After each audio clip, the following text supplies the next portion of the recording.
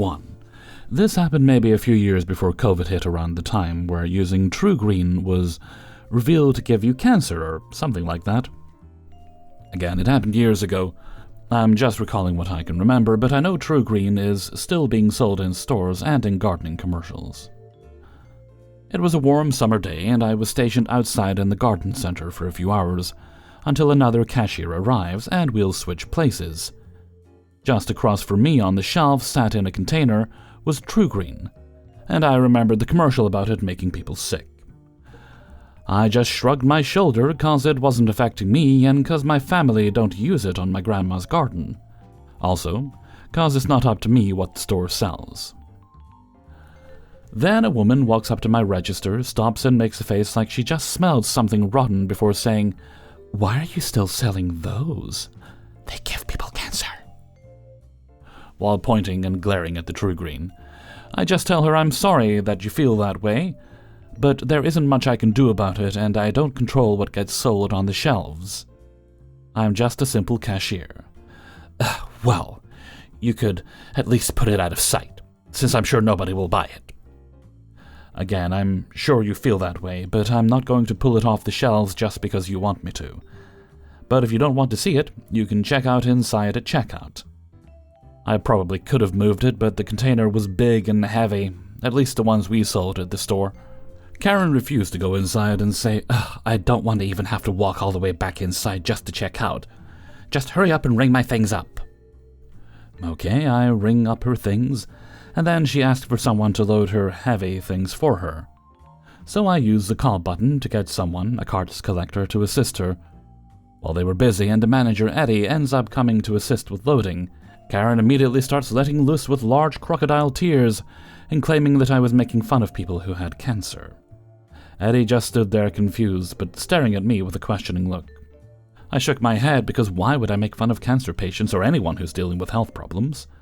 Especially when I've had 2 grandmas, mom's side of the family, who died from 2 different types of cancer, and an aunt on dad's side of the family several years later. So why would I want to mock others who are struggling with it?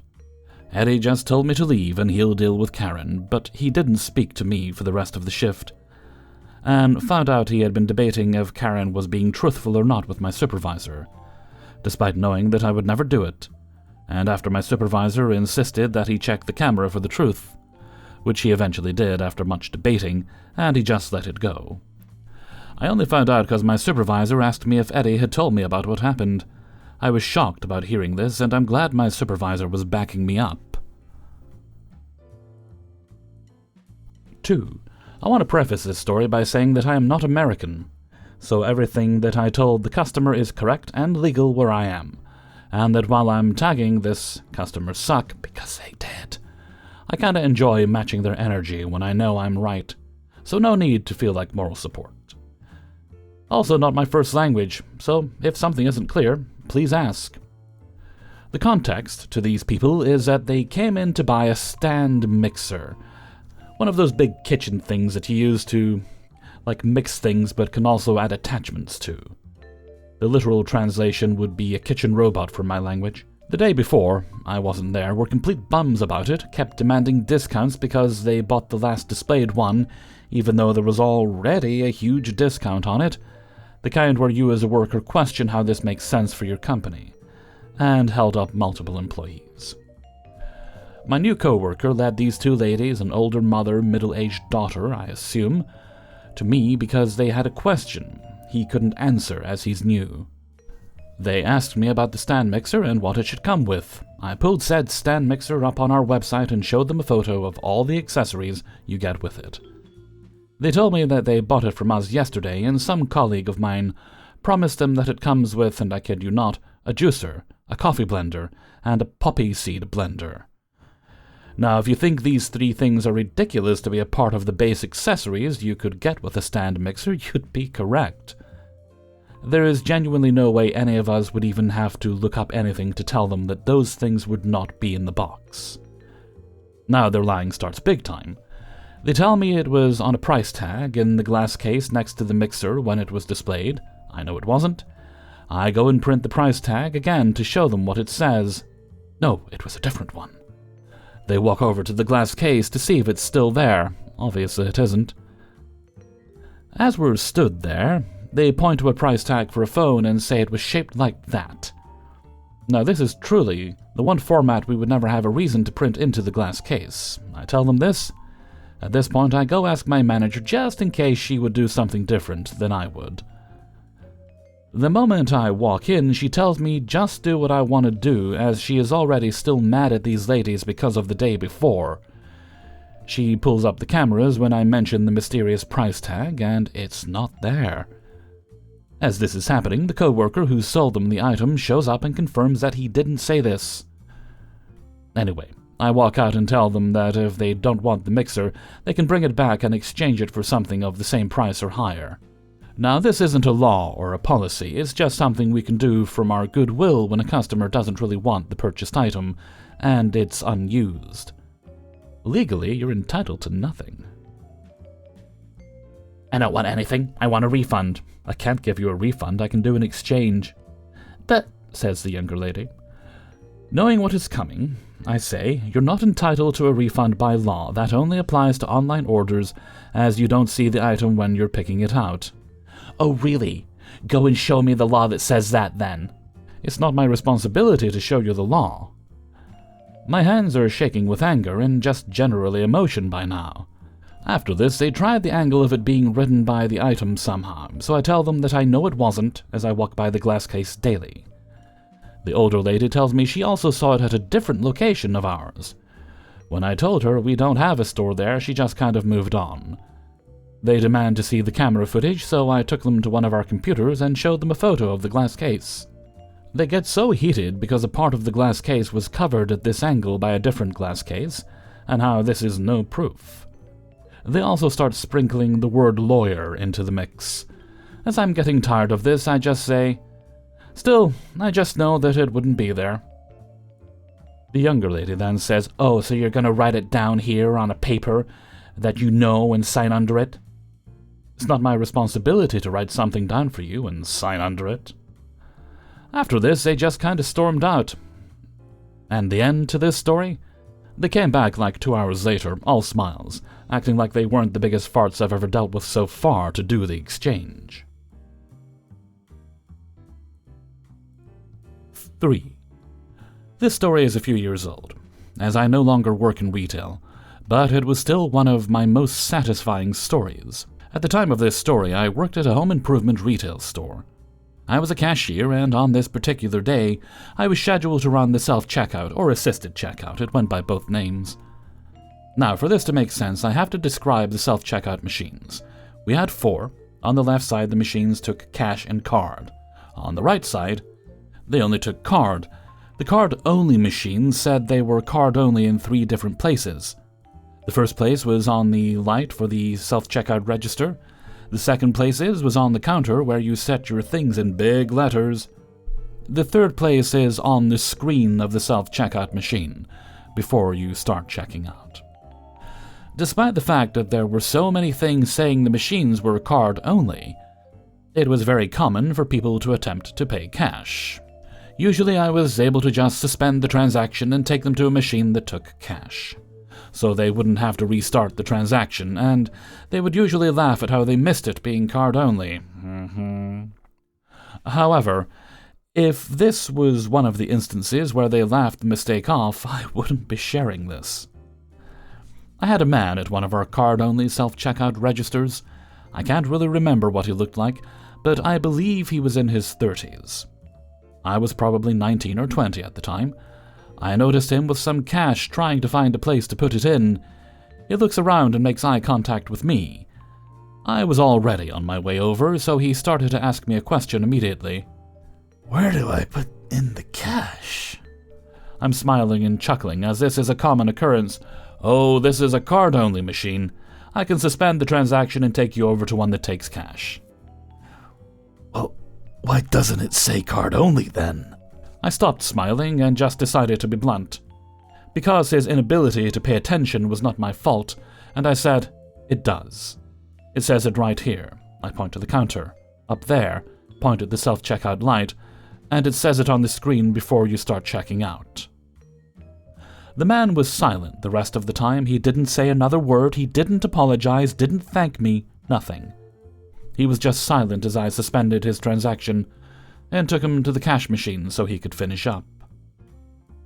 I honestly don't care that he didn't apologize for his rudeness.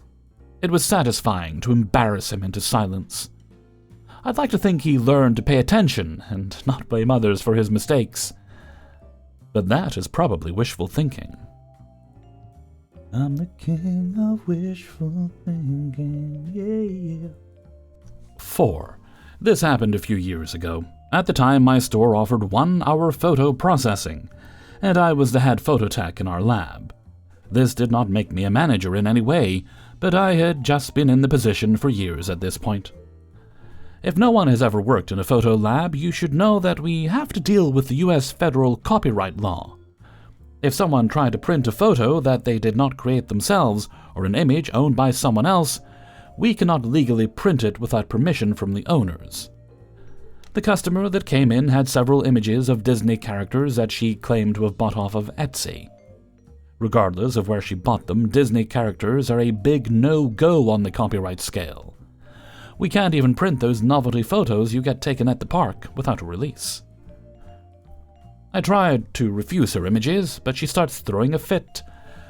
I expected as much. Most people would have issues when I don't let them have their photos without their understanding the rules we have to follow. Normally, just explaining it to them is enough to get them to calm down. But this customer was cussing and yelling at me and would not calm down regardless of what I did. So eventually, she said the magic words of, "I want to talk to your manager." Fine by me. I call my boss, tell him what is going on, and he comes to talk to the customer. He explains everything I just explained to the customer again, and apologizes to the customer. There is nothing we can do. Sorry, it is the law. The customer leaves, and I don't think anything of it until she came back 2 days later. At first she was okay. She came up to the lab, patiently waited her turn, and tried to print the photos again. We had the same runaround, and after calling the same manager again, the customer tried to apologize to me, saying she just really wanted the photos, and she was sorry for calling me every bad word you can think of. I apologize. Can we put this behind us? No, I do not accept your apology. There was no need for you to say any of what you just did. She looks very confused. You can't not accept an apology. Yes, you can. I hold you responsible for what you said, and your words hurt. My manager is trying not to laugh. Ma'am, I think you should go now. Hellfreezer's note. It was a rare thing when I worked in retail that a customer would actually apologize. I think it maybe happened twice in 15 years. It's always curious as to how people think they know how to do your job better than you do, or that they know store policy better than you do. And while it can be satisfying when people learn the error of their ways, it would be nice if they just had a little, teeny tiny amount, a soupçon, of humility before they decide to act all high and mighty. 5.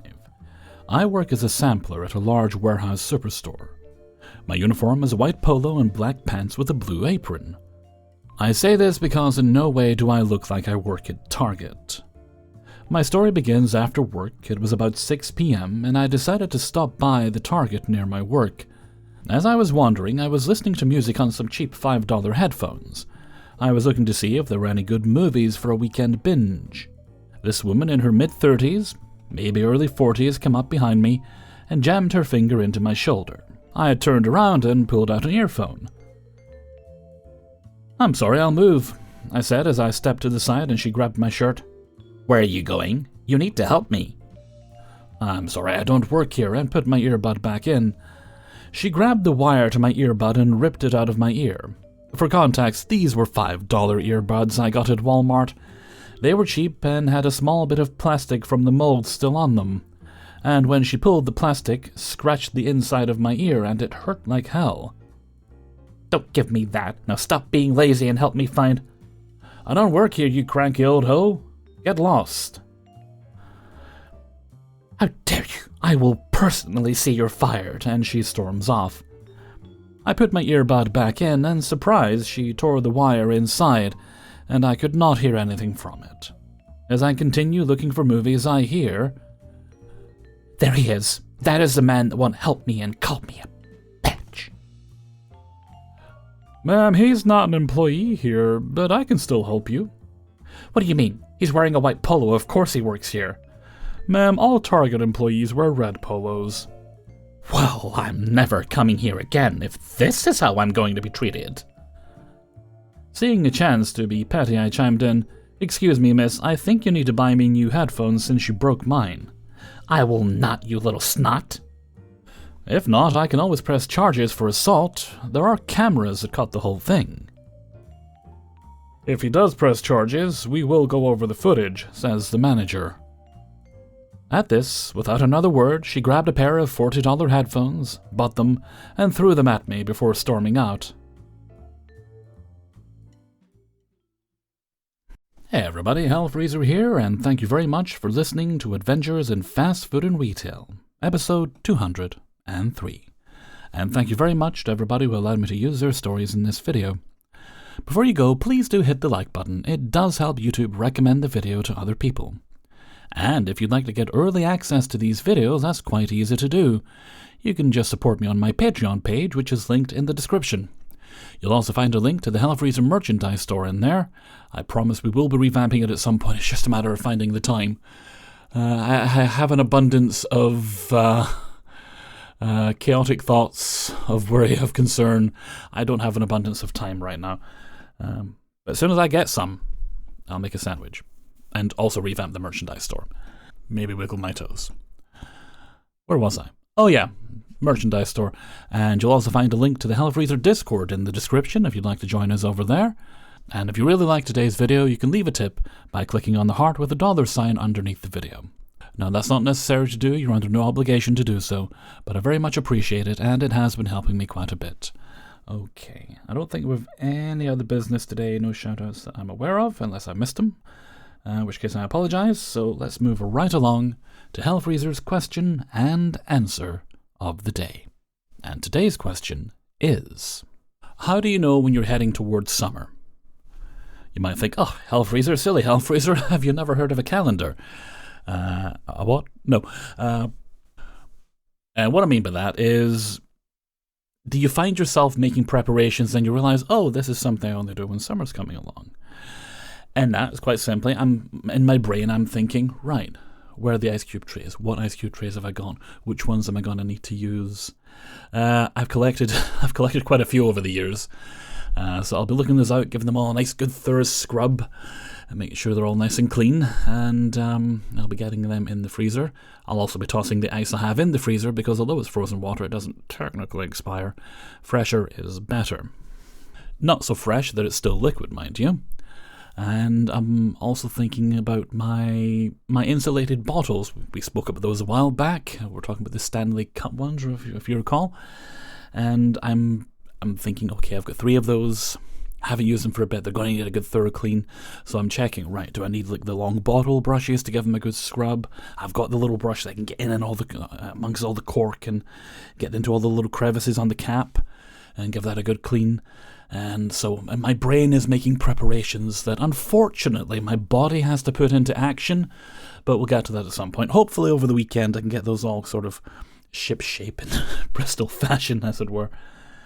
But that's mine, so why don't you let me know what yours are? What are your preparations when you realize, oh, this is a summer thing. I'm obviously getting ready for summer. Let me know what you think in a comment below. And before we go, we'll have the answer of the day from a previous video. And this question was in relation to, has a song ever made you cry? And today's answer comes from whatever name. I know it's a normie answer, but Danny Boy always gets me. It doesn't help that the only time I have ever heard the song as a kid was at a Robbie Burns night. My grandparents took me every year, and I remember seeing my grandmother crying over the song whenever it was performed. Well, in that case, I must apologize to both you and your grandmother. Oh, Danny Boy, the pipes are calling, from glen to glen and down the mountainside. The summer's gone and all the roses falling. 'Tis you must go, and I must abide. But come ye back when summer's in the meadow, or when the valley's hushed and white with snow. 'Tis I'll be here in sunshine or in shadow. Oh, Danny boy, I love you so. Thank you very much for your answer, whatever name. And with that, I'm going to head off for now, so until next time, thank you very much for listening, and take very good care of yourself.